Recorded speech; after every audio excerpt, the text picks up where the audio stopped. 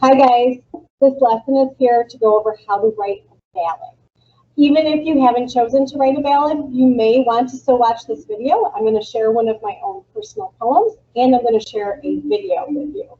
I find it to be entertaining, but we'll see. So first of all, let's talk about what a ballad is.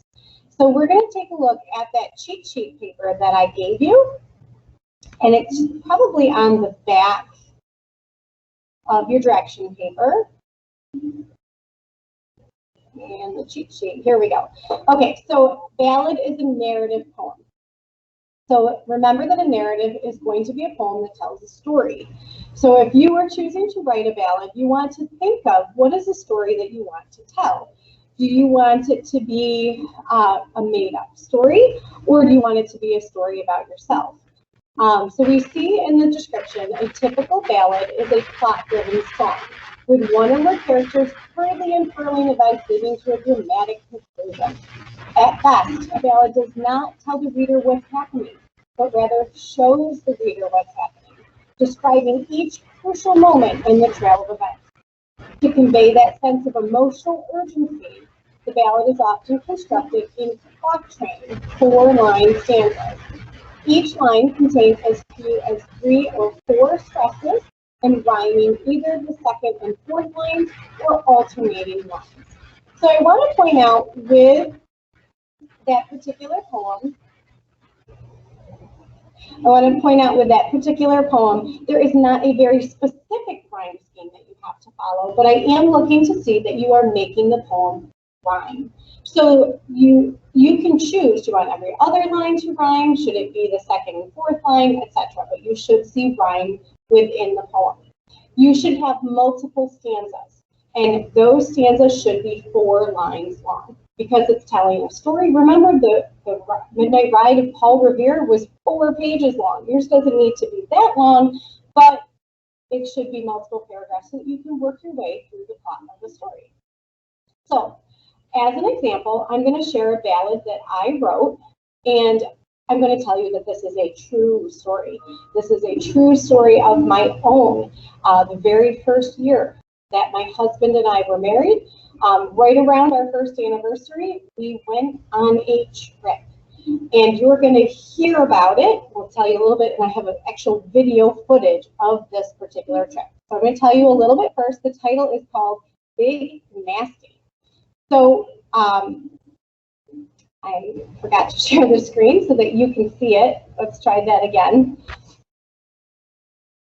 Okay, so I want to remind you that you are supposed to have a type of figurative language in yours. My poem has hyperbole. It is exaggerated, okay? I can't remember exactly on your sheet if the ballad has hyperbole, so double check. For me, it was easiest to write the poem first with hyperbole in mind and add it back in where I could. Take something that was kind of mundane and really exaggerate that particular point. The title of the poem, Big Nasty. Let me tell you about a scary trip when I barely escaped with my life. Big Nasty made me take a dip, and I was almost no longer a wife. Rocks around Big Nasty created a hole. Another raft prevented punching our goal. Colliding, we were thrown in the air. That's when I began to descend death's stair.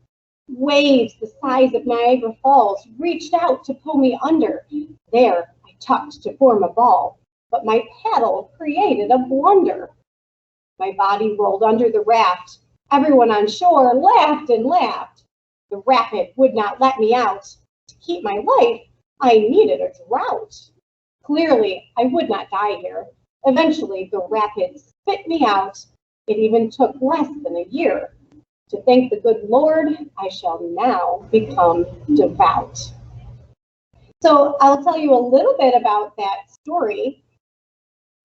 And I mentioned it was on a trip with my husband. We went, if you hadn't figured it out, whitewater rafting. Okay, so we went on this trip. And we were in West Virginia. We were on the Cheat River, and it was a lot of fun. There were 10 of us in this raft, and we came upon, the rapids are named. So this particular rapid was called Big Nasty. That's where the title came from. Everyone in our raft wanted to punch through it. Well, we're not going to go around it and be wimpy. We're going to punch through it, punch it, punch it, punch it. They're all yelling, except me. I'm terrified. I don't want to go through it. Our guide, he tells us that if we fall in, then you need to tuck into a ball and the rapid will roll you right out and spit you out.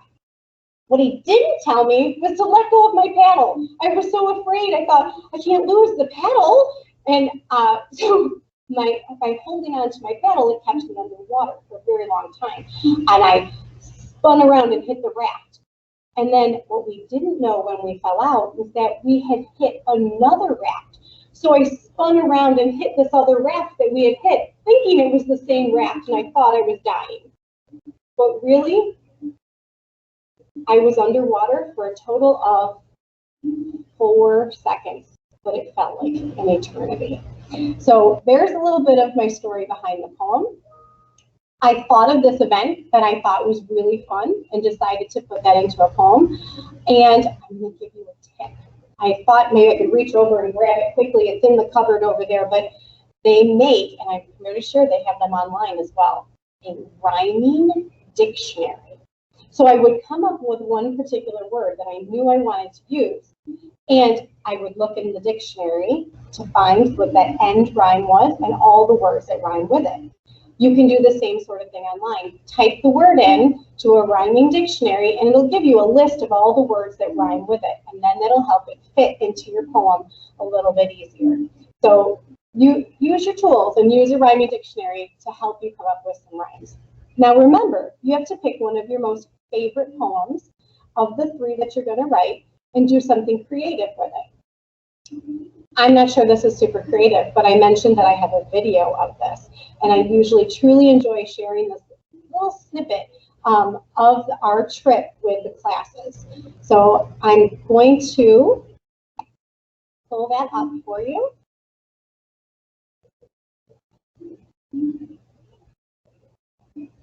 Here we go.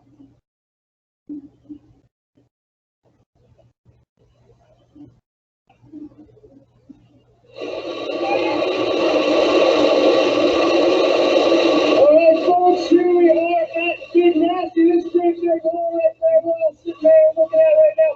That is Big Nasty. You guys are right upstream over there. That's not you, but there we are. We're on the same floor. Looks like some of these guys are going to take a quick look at it or do something. But let's see how you guys do. I got a company coming on down here. Let's see if they hit the hole. Hopefully there's some darn good footage out here today. Come on, guys. Nice hit, nice hit. Alright, here's 2 guys. Here we go. Let's see what happens to them. Oh, yeah, this is going to be a good one. Nice! So remember I said somebody fell in before us? These were the 2 guys, and their raft stays there. But we didn't see it. We didn't notice. So I'm going to skip through a little ways because there's a bunch of other people that go before us. Oh, nice. Oh, she's trying to grab the raft. You didn't get it. Oh, well, nice try. Okay, that's not us. This isn't us either. Oh, this one's going to be a good one. Let's see what's that going to show. Nice one. Oh, these are just getting jumped out left and right. There's 2 swimmers right there. Is that all hit the water? Where the hell's Micah? Oh, there's Micah too. There's a guy swimming around in the raft's still in the hole. Let's just go and pick up people down there. That guy's feeling good at the rope. Excellent. Oh, right back upstream. These are all of his fish. Here comes water coming up through here. Nice. Oh, geez, they're missing the 2. Right back. This is my raft. I'm the one in front of the green helmet. This one's gonna be good. They're all up. I'm not up yet. Where is Elizabeth? Where's Mrs. Weber? Oh, last one. It was 4 seconds. All right. I don't actually know if you could hear me talking over that. But that last one to pop out, that was me. So I hope you enjoyed it. I hope you enjoyed my poem. A little bit of entertainment watching your teacher almost drowned, but I'm still here, I'm alive. Your ideas for writing a ballad, come up with a story, whether it's real or not. Put it in 4-line stanzas, try to get it to rhyme, and make sure you double check your sheet. Are you using hyperbole as well, or is it a different figurative language that you need to make sure is inserted into your poem? Please make sure you have at least more than one example of that particular figurative language in your poem. Have a great day.